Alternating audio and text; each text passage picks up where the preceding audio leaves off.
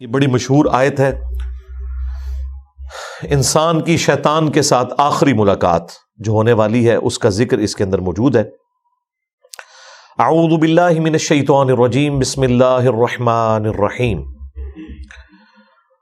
وقال الشیطان لما قضی الامر، اور کہے گا شیطان قیامت کے دن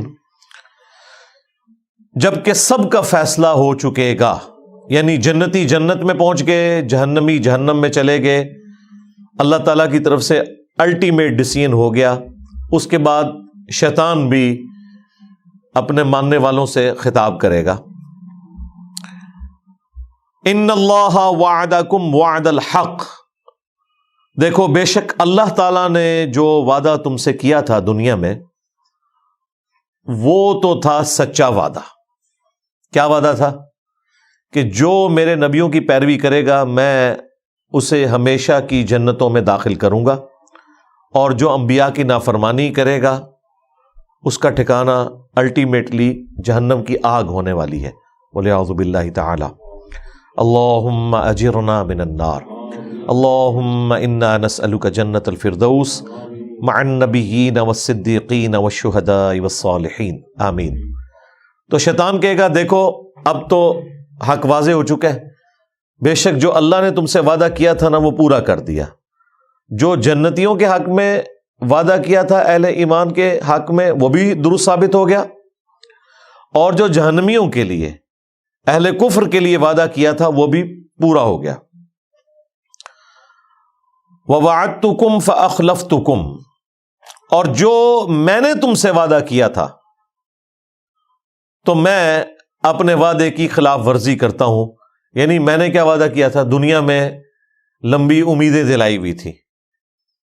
ایک تو ڈائریکٹلی وہ لوگ ہیں جو شیطان کی عبادت کرنے والے لوگ ہیں، ایک وہ جو اہل ایمان میں سے ہوں یا اللہ کے ماننے والے ہیں، ان کو بھی شیطان لمبی امیدیں دلاتا ہے کہ ابھی کافی زندگی پڑی ہے، اللہ کے راستے پہ آ جاؤں گا ایک نہ ایک دن، اور یوں انسان دنیا سے اچانک اچک لیا جاتا ہے، اور اس کی زندگی میں وہ لمحہ نہیں آتا کہ جب وہ واقعتاً اللہ تعالیٰ کا تابع فرمان ہو کر زندگی کو بسر کرے۔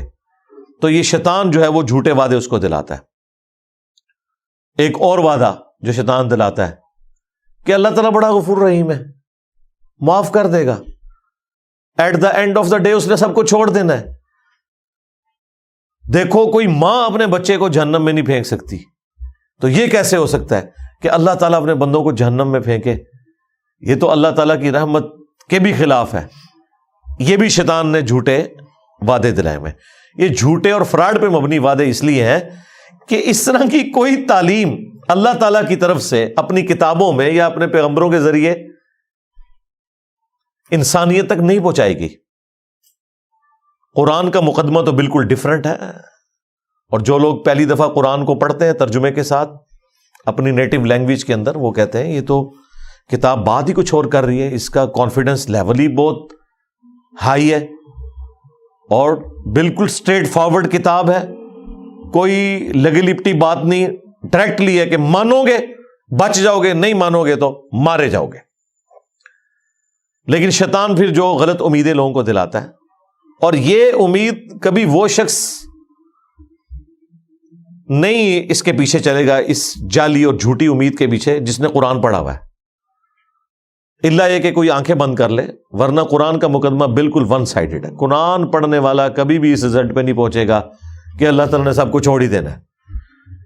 قرآن میں جو اللہ تعالیٰ کا مزاج بیان ہوا ہے وہ تو سختی والا ہے، سیدھی سی بات ہے، وہاں تو آپ کہیں بھی باطل کو داخل نہیں کر سکتے۔ بالکل 2+2=4 والی بات ہوئی ہے کہ مانو گے تو جنت ملے گی، نہیں مانو گے تو جہنم میں جاؤ گے۔ یہ تھوڑی بہت جو گنجائشیں نکلتی ہیں وہ بھی احادیث میں نکلتی ہیں، وہ بھی کسی درجے میں۔ جو پبلک کے اندر دین چل رہا ہے وہ نہ قرآن میں ہے نہ حدیث کے اندر موجود ہے۔ تو یہ شیطان جو لمبی لمبی امیدیں دلاتا تھا، تو شیطان کہے گا کہ میں نے بھی دنیا میں تم سے وعدہ کیا تھا، تو آج میں وہ ٹروتھ ریویل کر رہا ہوں کہ لو جی میں تو مکر گیا جے اپنے وعدے تو، وہ تمام جھوٹی امیدیں جو میں نے تمہیں دلائی ہوئی تھی آج میں اس کے خلاف چلتا ہوں۔ انہی امیدوں میں سے ایک امید یہ بھی ہے کہ جو کچھ بھی ہے تیرے محبوب کی امت سے. اب یہ باتیں کیا صحابہ کرام کو، اہل البیت کو نہیں پتہ تھی؟ لیکن ان کی زندگیاں تو خوف خدا سے عبارت ہیں. خود اللہ کے محبوب صلی اللہ علیہ وآلہ وسلم نے جس سختی کے ساتھ اپنی امت کو سمجھایا ہے وہ تو بالکل ون سائیڈڈ مقدمہ ہے. بخاری مسلم دونوں میں حدیث ہے. اللہ کے محبوب صلی اللہ علیہ وآلہ وسلم نے فرمایا، دیکھو اپنے مال کی زکوٰۃ ادا کرنا، اللہ کا حق جو ہے وہ دینا، مال غنیمت میں خرد برد نہ کرنا، بیت المال کے اندر بے ایمانی نہ کرنا. ایسا نہ ہو کہ قیامت کے دن تم میں سے کسی شخص کی گردن پہ اونٹ سوار ہو اور وہ چیخ رہا ہو، اغثنی یا رسول اللہ، یا رسول اللہ میری مدد فرمائے، میں تمہارے کچھ کام نہیں آؤں گا، میں نے جو کچھ بتانا تھا تمہیں دنیا میں بتا دیا. ایسا نہ ہو کہ کسی شخص کی گردن پہ اس کی گائے سوار ہو جس کی اس نے زکوٰۃ ادا نہیں کی، اور وہ چیخ کے کہہ رہا ہو اغثنی یا رسول اللہ، یا رسول اللہ میری مدد کیجئے، میں تمہارے کچھ کام نہیں آؤں گا، میں نے دنیا میں جو تمہیں بتانا تھا بتا دیا. پھر نبی الاسلام نے مختلف چیزیں گنوائیں، کسی کی گردن پہ بکری سوار ہو. آپ حیران ہوں گے، جب ہم میٹرک میں پڑھتے تھے تو ہم نے یہ بیج لگایا ہوتا تھا، اغثنی یا رسول اللہ، یا رسول اللہ میری مدد فرمائے. اور جس حدیث سے یہ جملہ نکالا ہوا ہے اس حدیث میں تو یہ ہے کہ یا رسول اللہ میری مدد فرمائے، اور رسول اللہ کیا کہیں گے؟ میں نے دنیا میں جو بتانا تھا وہ بتا دیا. بالکل الٹ چل رہا ہے معاملہ. پھر بخاری مسلم میں وہ مشہور زمانہ حدیث، جب اللہ تعالیٰ نے قرآن میں سورہ شعراء میں فرمایا نا کہ اپنے قریبی رشتہ داروں کو ڈر سناؤ، تو نبی الاسلام نے ایک ایک رشتہ دار کو بلایا. اے نبی کے چچا عباس، میرے مال سے جو لینا ہے لے لے، اگر اللہ کے حضور پکڑا گیا تو میں تیرے کچھ کام نہیں آؤں گا. اے نبی کی پھوپھی صفیہ، میرے مال سے جو لینا ہے وہ لے لے، اگر اللہ کے حضور تو پکڑی گئی تو وہاں میں تیرے کچھ کام نہیں آؤں گا. اے نبی کی بیٹی فاطمہ، میرے مال سے جو لینا ہے وہ لے لے، یعنی دنیا میں میں اس کا مالک ہوں، لیکن اگر اللہ کے حضور تو پکڑی گئی تو میں تیرے کچھ کام نہیں آؤں گا. حالانکہ سیدہ فاطمہ ڈیفینیٹلی جنتی عورتوں کی سردار ہیں. بیسیکلی ان کو سینٹرڈ کر کے ہمیں بتایا جا رہا تھا کہ اگر کوئی فراڈیا آپ کو یہ کہے کہ میرے سلسلے میں بیعت ہو جاؤ، میں تمہیں جنت میں اپنے ساتھ لے کے جاؤں گا، تو آپ نے سمجھ لینا ہے کہ ایک کہانی ہے. بالکل اس لیے نبی اسلام نے یہ بتایا. پھر صحیح مسلم میں حدیث ہے، جسے اس کے عمل نے پیچھے چھوڑ دیا اس کا نسب اسے آگے نہیں لے کے جا سکتا. ہاں اگر جس کے اعمال درست ہیں پھر اسے فائدہ ہو سکتا ہے نسبت کا. پھر حسن و حسین ہی جنتی نوجوانوں کے سردار ہیں، نبی الاسلام کی بیٹی ہی جنتی عورتوں کی سردار ہے. لیکن یہ صرف نسبت کی وجہ سے نہیں ہے، اعمال بھی ایسے ہیں. دوسری طرف حضرت نوح علیہ السلام کا بیٹا، نسبت کوئی کام نہیں آئی کیونکہ اس کے عمل نے اس کو پیچھے چھوڑ دیا. تو شیطان قیامت کے دن اعلان کر دے گا، جو میں نے دنیا میں تم سے وعدہ کیا تھا نا، میں تو آج اعلان برات کر رہا ہوں تم سے. یعنی دیکھیں اینڈ ٹائم پہ آ کے وہ دھوکہ دے جائے گا. ہمیں تو ویسے دنیا میں ہی پتا ہے، اور یہ اللہ تعالیٰ کی شفقت ہے کہ اس نے اس دنیا میں آخرت کی فلم چلا دی ہے. یعنی یہ ہونے کے بعد اگر پتہ چل رہا ہو تو انسان کہے گا کاش مجھے دنیا میں پتہ چل جاتا نا تو میں اپنا راستہ درست کر لیتا. تو سرکار دنیا میں پتہ چل چکا ہے، پیپر آؤٹ ہو چکا ہے، اس کے جوابات بھی بتا دیے گئے ہیں. صرف پیپر نہیں آؤٹ ہوا، جواب بھی بتا دیے گئے. اب کوئی شخص خود ہی بدبخت ہے کہ وہ پیغمبروں کا راستہ چھوڑ دے اور شیطان کے راستے کے اوپر چلے. ابھی تو جناب ذرا اگلے الفاظ سنیں، وَمَا كَانَ لِيَ عَلَيْكُم مِّن سُلْطَان، اور مجھ میں تو ایسی کوئی قدرت نہیں تھی تمہارے معاملے میں کہ میں تم پر کوئی زور زبردستی کر سکتا، إِلَّا أَن دَعَوْتُكُمْ، سوائے اس کے کہ میں تمہیں دعوت دیتا تھا. لے جی یہ مقدمہ بھی بالکل کلیئر ہے کہ جو لوگ دنیا میں کہتے ہیں کہ ہم سے شیطان نے یہ کام کروایا اور اس کی پلی لیتے ہیں، کیا خود ہوتا ہے. شیطان نے اس حوالے سے تو کروایا ہوتا ہے کہ وہ دعوت دیتا ہے، اس حوالے سے شیطان نے نہیں کروایا ہوتا کہ وہ زبردستی کرواتا ہے. یہ ذہن میں رکھیے گا. وہ صرف دعوت دیتا ہے. وہ تو یوسف علیہ السلام نے بھی کہا تھا کہ شیطان نے میرے بھائیوں اور میرے درمیان جدائی کر دی، لیکن یوسف علیہ السلام کے کہنے کا مقصد یہ نہیں تھا کہ میرے بھائی بے قصور ہیں، نہ، انہوں نے معافی مانگی ہے، دعوت دی شیطان نے. ظاہر شیطان نے تو دعوت دینی ہے. تو یہاں پر واضح ہے کہ شیطان قیامت کے دن کہے گا کہ مجھے تم پر کوئی زور نہیں تھا سوائے اس کے کہ میں تمہیں صرف بلاتا تھا برائی کی طرف. اور دنیا میں اچھائی کی طرف بلانے والے لوگ اور وہ سگنل زیادہ آتے ہیں آپ کی زندگی میں ایز کمپیئر ٹو برائی کے. اگر آپ لسٹ ڈاؤن کریں اپنے بچپن سے لے کے جوانی تک، ماں باپ، رشتہ دار، ٹیچرز، دوست، احباب، زیادہ تر لوگ آپ کو اچھائی کی طرف بلا رہے ہوتے ہیں. وہ لوگ بھی جو خود برائی پہ چل رہے ہوتے ہیں نا، وہ بھی آپ کو اچھائی کا ہی درس دے رہے ہوتے ہیں. تو سگنلز تو وہاں سے بھی آ رہے ہوتے ہیں. یہ تو انسان کی اپنی مرضی ہے نا کہ وہ اچھا سگنل لیتا ہے یا برا سگنل لیتا ہے. تو شیطان صرف دعوت دیتا تھا دنیا میں، زور کوئی نہیں تھا. اس کو میں ایک مثال سے سمجھاتا ہوں اکثر، کہ اگر زمین و آسمان کے سارے شیاطین مل کے سب سے بڑے بے نمازی کو بھی نماز پڑھنے سے روکنا چاہیں، اور دوسری طرف گورنمنٹ کی طرف سے اناؤنسمنٹ ہو جو مسجد کی پہلی صف میں جماعت سے نماز ادا کرے گا اسے $1000 دیے جائیں گے، دوسری صف والے کو $500، تیسری صف والے کو $300، تو سارے شیاطین مل کے بھی ایک بے نمازی کی نماز نہیں چھڑوا سکتے. پھر وہ شیطان کا زور کہاں چلا گیا؟ اس وقت بھی شیطان دعوت دے رہا ہوگا، لیکن جب انسان کو اپنا نفع نقد نظر آ رہا ہے نا، تو شیطان تے شاہی کوئی نہیں سرکار، جدو نفع نقد نظر آ جائے. تو اللہ کے جو کمیٹڈ بندے ہیں، اللہ کے اولیاء ہیں، اللہ کے نیک بندے ہیں، اللہ کا خوف رکھنے والے لوگ ہیں، انہیں آخرت بھی نقد نظر آ رہی ہوتی ہے اپنے سامنے. اس لیے وہ اس طرح کے گناہوں سے بچ جاتے ہیں، برائی کے اعمال سے بچ جاتے ہیں، اور نیکیوں پہ ان کو استقامت نصیب ہو جاتی ہے. اس کا سائملٹینیس کنٹراسٹ، اگر گورنمنٹ یہ اناؤنسمنٹ کرے کہ جس نے فجر کی نماز جماعت سے نہ پڑھی اسے 15 منٹ کے لیے ایک گرم تندور میں الٹا لٹکایا جائے گا دنیا کے اندر ہی، پھر بھی آپ دیکھیں کوئی شخص سستی کا شکار نہیں ہوگا.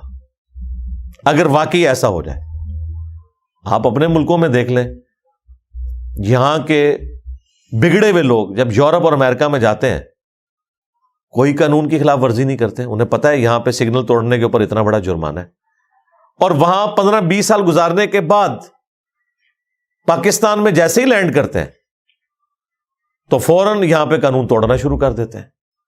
دنیا میں بھی ہم نے دیکھ لیا کہ جب چیک ہوتا ہے نا آپ کے اوپر، فزیکل چیک، پھر یہ انٹلیکچوئل جو چیک ہے یہ خود بخود ختم ہو جاتا ہے. جو مرضی آپ کو برائی کی طرف ابھارے آپ وہ برائی نہیں کریں گے. تو شیطان بھی قیامت کے دن کہے گا مجھے تم پر کوئی زور نہیں تھا. آج تک کبھی ایسا نہیں ہوا کہ کوئی شخص نماز پڑھنے کے لیے مسجد میں جائے اور اس کے سامنے شیطان فزیکلی مسجد کے دروازے پہ کھڑا ہو اور کہ میں نے تمہیں اندر نہیں جانے دینا، نیور، یا وہ بازو سے پکڑ کے کہیں اور پھینک دے. ایسا کبھی بھی نہیں ہوگا، اسے زور ہی کوئی نہیں ہے. اور یہ بھی نہیں ہوگا کہ اذان کی آواز سن کر آٹومیٹکلی آپ کے قدم مسجد کی طرف چل پڑے. ہاں، وہ اللہ نے آپ کو اختیار دیا ہوا ہے، اسی کے بدلے آپ کو جنت ملنے والی ہے. اتنا آسان کام ہوتا تو پھر ٹیسٹ تو ختم ہو جاتا، پھر جنت اور دوزخ والا معاملہ تو ختم ہو جاتا. بخاری مسلم میں حدیث ہے، اللہ تعالیٰ نے جنت کو ناگوار چیزوں سے ڈھانپ رکھا ہے اور دوزخ کو خوشگوار چیزوں سے ڈھانپ رکھا ہے. یعنی جنت تک پہنچنے کے لیے آپ کو ناگوار چیزوں کا سامنا کرنا پڑے گا. نمازوں کی مشقت، غسل کی مشقت، روزوں کی مشقت، حلال اور حرام میں تمیز کرنے کی مشقت، یہ ساری ناگوار ہیں طبیعت کے اوپر چیزیں.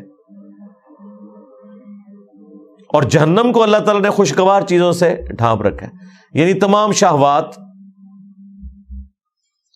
گناہ کے کام جن میں دنیا میں اللہ نے لذت رکھی ہوئی ہے، وہ ہمارے ٹیسٹ کے طور پہ، وہ جہنم یعنی دوزخ میں لے جانے والی ہے۔ اور اس کی ایکسپلینیشن اس حدیث سے ہوتی ہے مشہور زمانہ، جامعہ ترمذی، ابو داؤد، نسائی، ابن ماجہ میں حدیث ہے۔ حضرت جبرائیل علیہ السلام کو اللہ تعالیٰ نے فرمایا جب جنت کو پیدا کیا کہ جا کے جنت کو دیکھ کے آؤ۔ جب وہ واپس آئے انہوں نے کہا یا اللہ مجھے نہیں لگتا کہ کوئی شخص تن من دھن نہیں لگا دے گا اس جنت میں پہنچنے کے لیے، کوئی ایسا شخص نہیں ہوگا، سارے کے سارے اس جنت کے لیے کوشش کریں گے۔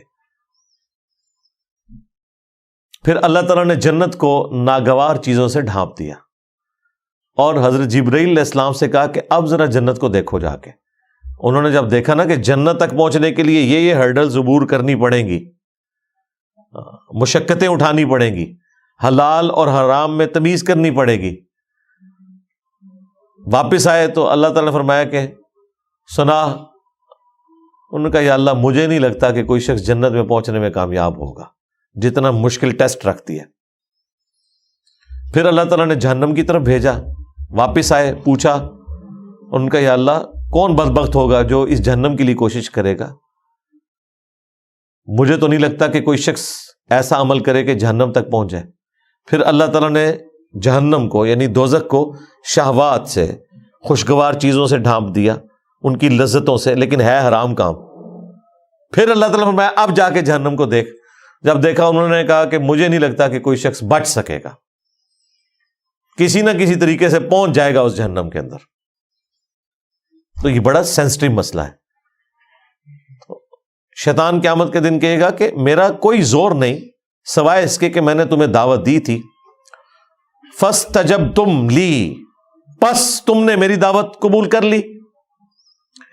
یعنی دعوت مؤذن بھی دے رہا تھا اذان کے ذریعے مسجد میں، اور دل سے بھی سگنل آ رہے تھے۔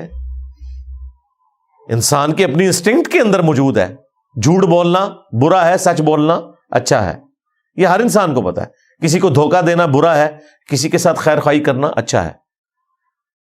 تو ہماری انسٹنکٹ کے اندر اللہ تعالیٰ نے اچھائی اور برائی کی تمیز رکھ دی ہے۔ فَأَلْهَمَهَا فُجُورَهَا وَتَقْوَاهَا۔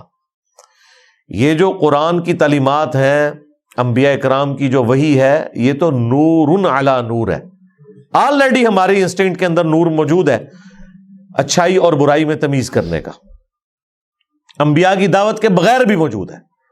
لیکن یہ انبیاء کی دعوت کے ذریعے اللہ تعالیٰ نے حجت تمام کی ہے کہ کوئی شخص قیامت کے دن، سورہ النساء میں آتا ہے نا کہ ہم نے رسولوں کو، انبیاء کو اس لیے بھیجا کہ اللہ کے خلاف کوئی حجت نہ قائم کر سکے۔ رسولوں کے آنے کے بعد کوئی بالکل ہی گیا گزرا آدمی تھا، ہٹ دھرمی پہ اڑا ہوا تھا، اس کے لیے بھی حجت تمام ہو جائے کہ مجھے بتا دیا گیا تھا دنیا میں، تو میں نے تو صرف تمہیں دعوت دی تھی اور تم نے وہ میری دعوت قبول کر لی۔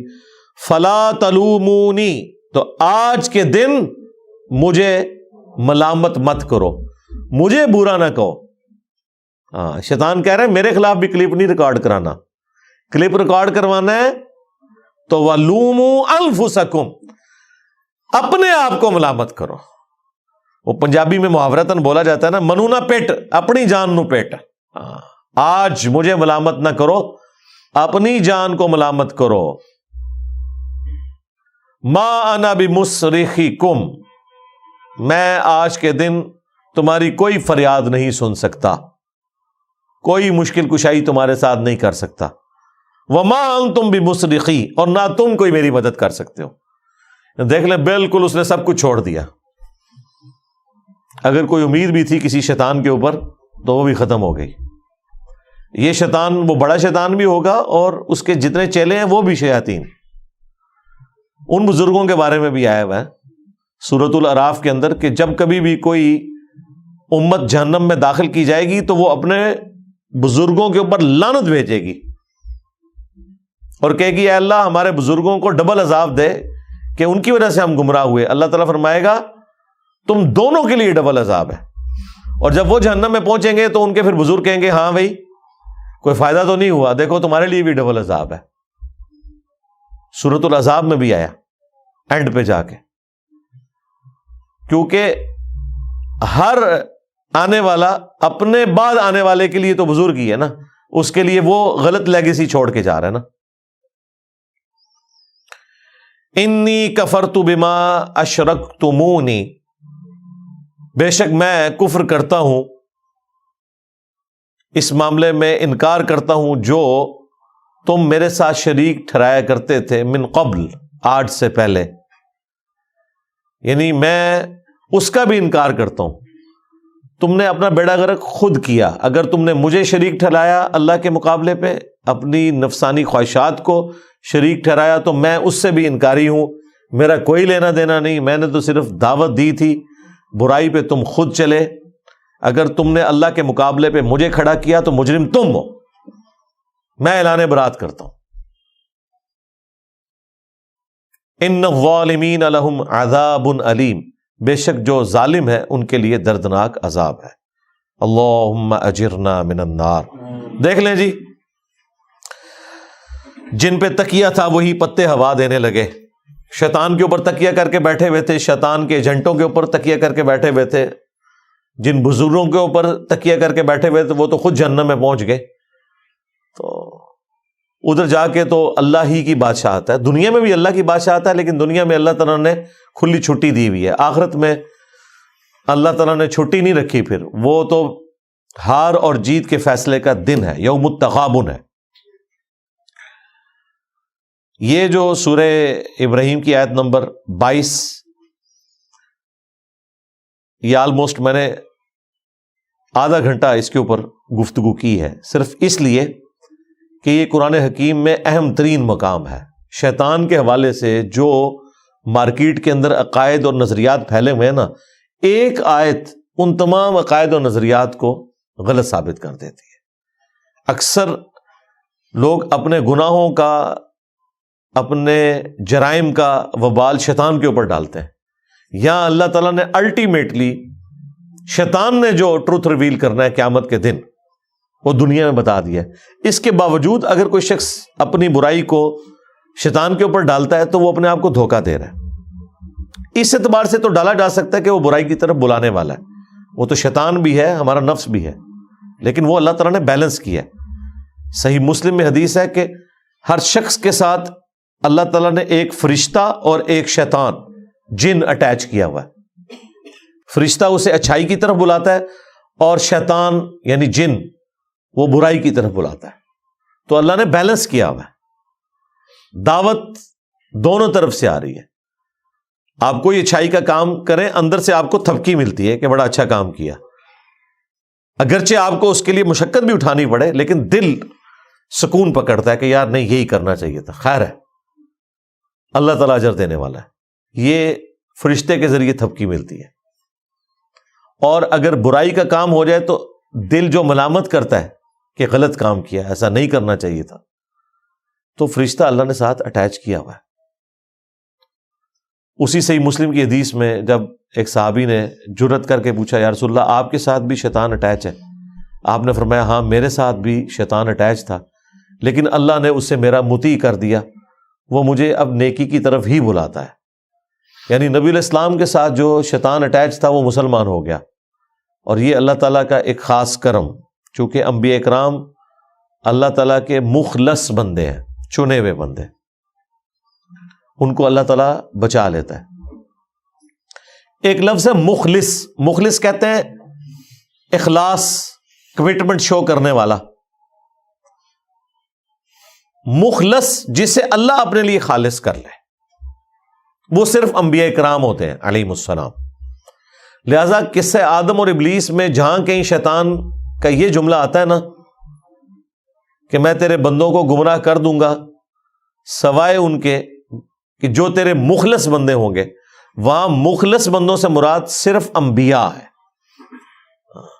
انبیاء کے بعد کوئی بھی مخلص نہیں ہے، سب کے سب مخلص ہیں، انہوں نے اپنی محنت سے ہی بچنا ہے۔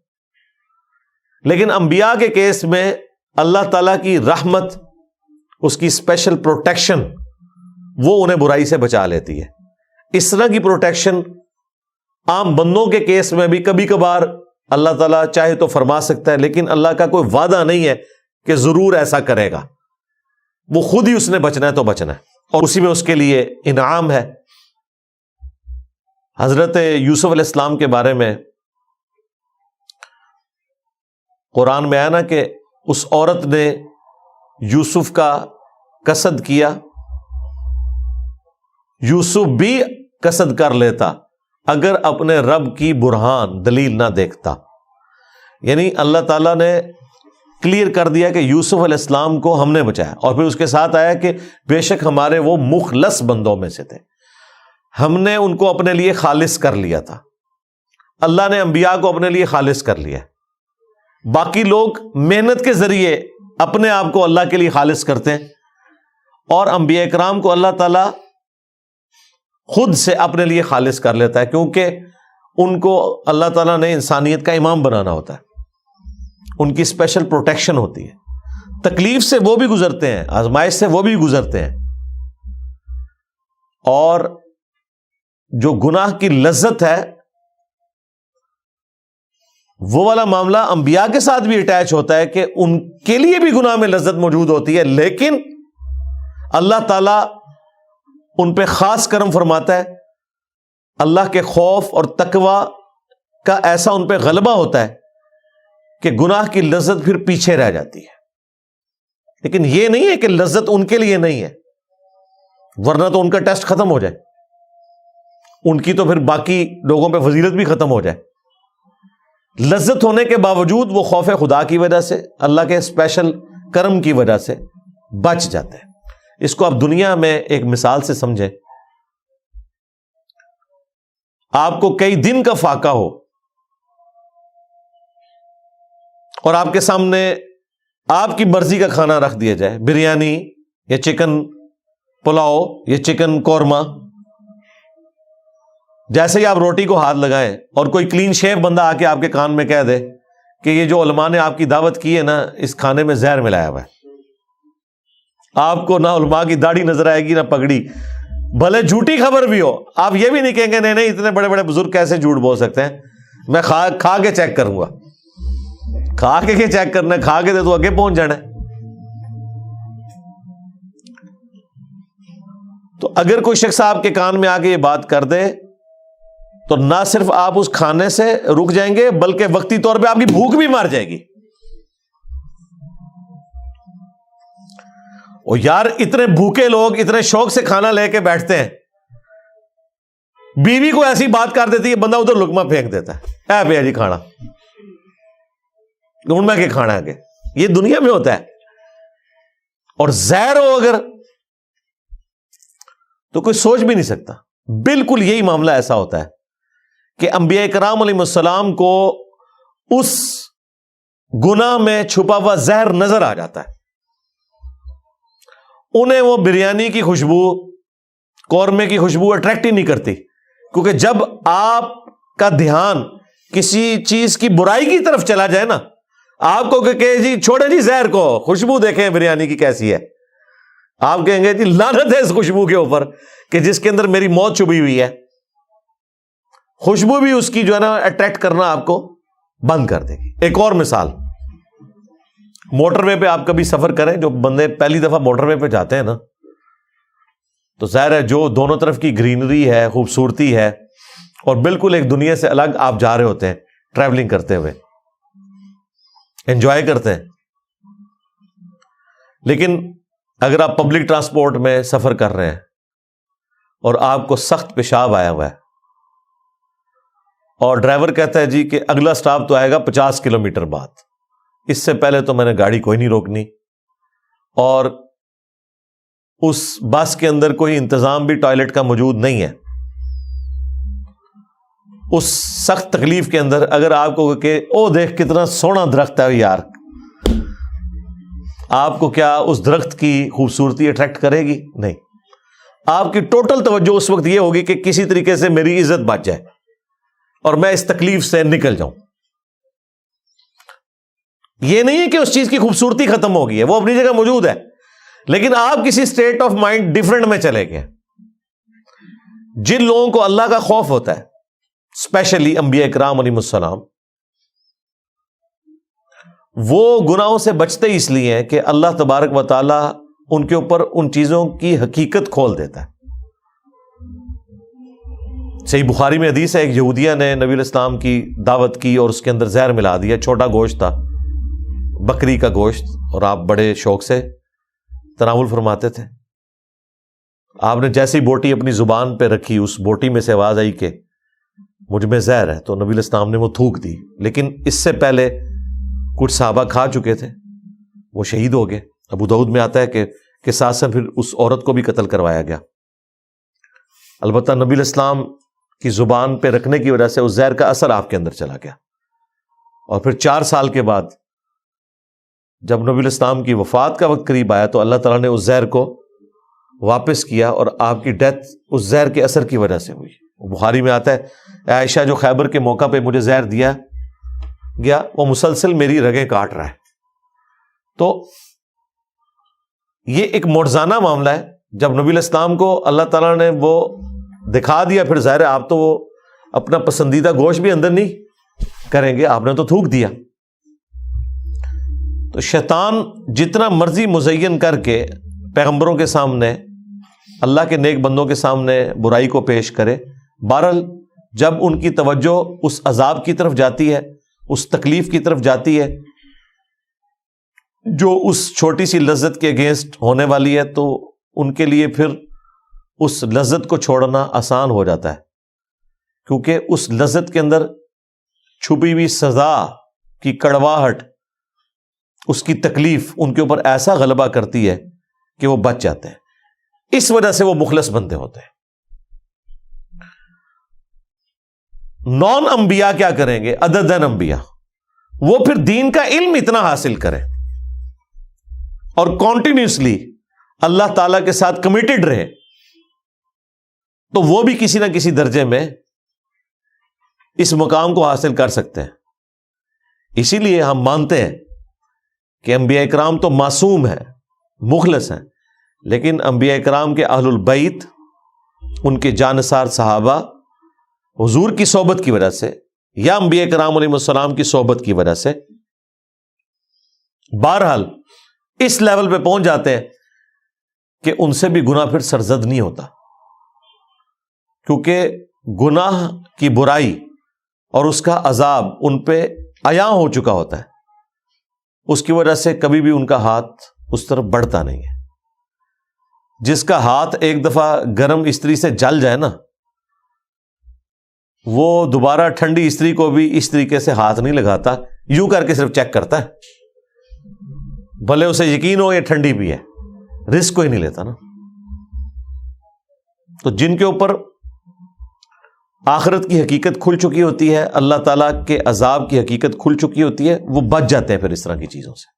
اللہم اجرنا من النار, سبحانک اللہم و بحمدک, اشہد ان لا الہ الا انت, استغفرک و اتوب الیک, وما علینا الا البلاغ المبین. جزاکم اللہ خیرا.